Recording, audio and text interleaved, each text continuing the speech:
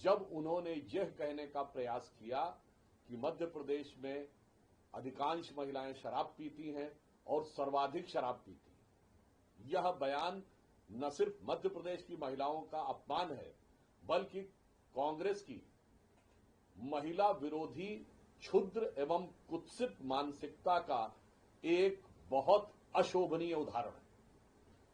क्योंकि कांग्रेस की सोच महिलाओं के बारे में क्या है, ये तो स्वयं कांग्रेस के नेता भी जानते हैं।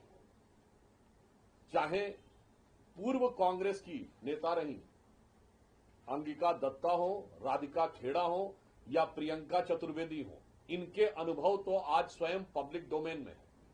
और इससे पूर्व भी कांग्रेस के अनेक नेता महिलाओं के विरुद्ध अत्यंत अशोभनीय टिप्पणियां कर चुके हैं। चाहे कांग्रेस के मध्य प्रदेश के पूर्व मुख्यमंत्री दिग्विजय सिंह जी का एक अत्यंत अशोभनीय बयान हो महिलाओं के बारे में, जिसे उद्धृत करना उचित नहीं है, चाहे श्री प्रकाश जायसवाल जी का बयान हो, चाहे अभी राजस्थान में कांग्रेस के वरिष्ठ नेता शांति धारीवाल जी का वो बयान कि राजस्थान में रेप अधिक इसलिए होते हैं क्योंकि वह मर्दों वाला प्रदेश है।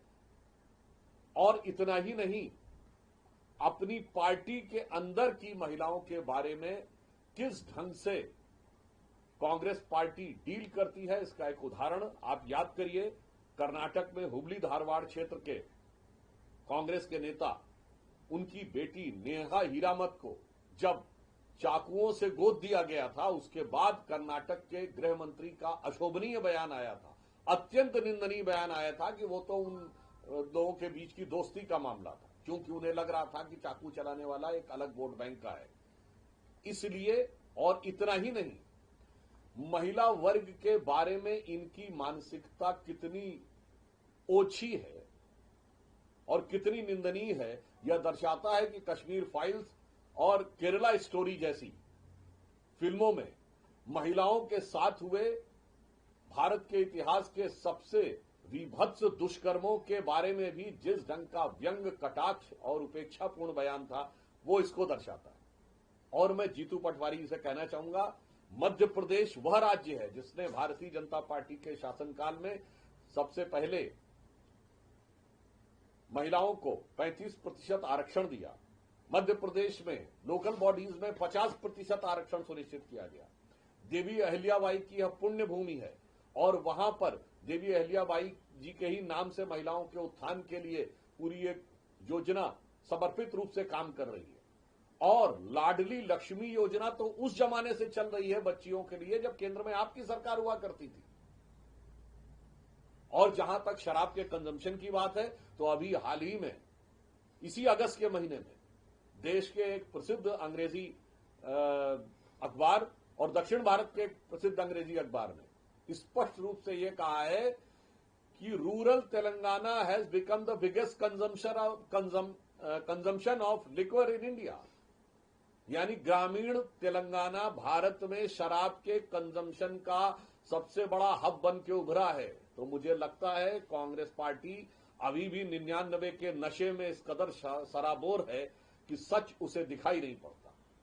दूसरी तरफ हमारी पार्टी प्रधानमंत्री श्री नरेंद्र मोदी जी के नेतृत्व में यह वह पार्टी है जिसकी सरकार ने महिलाओं की सम्मान की रक्षा के लिए सेना का ऑपरेशन सिंदूर चलाया, जो महिलाओं की शक्ति, स्वाभिमान और अस्मिता का प्रतीक है। हमारे प्रधानमंत्री श्री नरेंद्र मोदी जी ने चांद के अछूते कोने दक्षिणी ध्रुव को छूने के बाद उसका नाम पॉइंट शिव शक्ति रखा। तो एक तरफ महिलाओं के बारे में भारतीय जनता पार्टी और एनडीए की सरकार जहां अत्यंत सम्मान और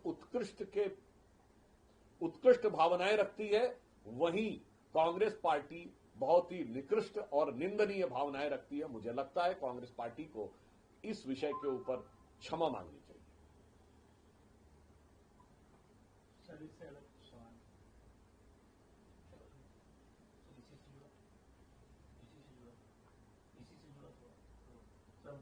आपने जैसा टिकट दिया कि महिलाओं के अपमान को लेकर, तो क्या आप मानते हैं कि यही वजह है कि कांग्रेस पार्टी ने इतने दशकों तक महिला आरक्षण संसद में नहीं दिया?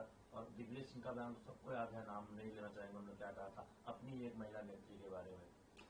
देखिए, व्यक्तिगत टिप्पणियां एक पक्ष, महिला आरक्षण विषय एक पक्ष।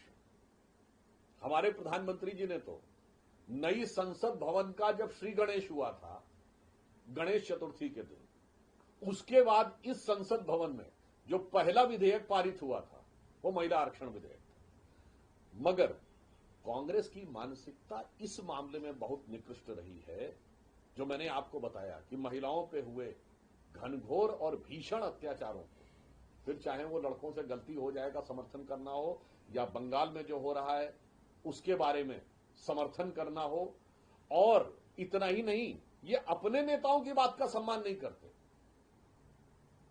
केरल में जो विषय उठा है वो तो ओमन चांडी कांग्रेस के मुख्यमंत्री थे, वो फ्लोर ऑफ द हाउस के ऊपर बोले हैं कि केरल में संगठित रूप से हिंदू और ईसाई बच्चियों को और लड़कियों को कैसे टारगेट किया जा रहा है। देखिए, आप अपनी पार्टी के बारे में जानकारी नहीं रखते हैं। आप ये सोचते हैं कि आज के समय में जनता को पता नहीं लगेगा कि केरल में आपने क्या बोला और दिल्ली में आपने क्या बोला। इसीलिए मैं कह रहा हूं, कांग्रेस की राजनीति सिर्फ भ्रम और दुष्प्रचार पर आधारित है। ठीक है सर।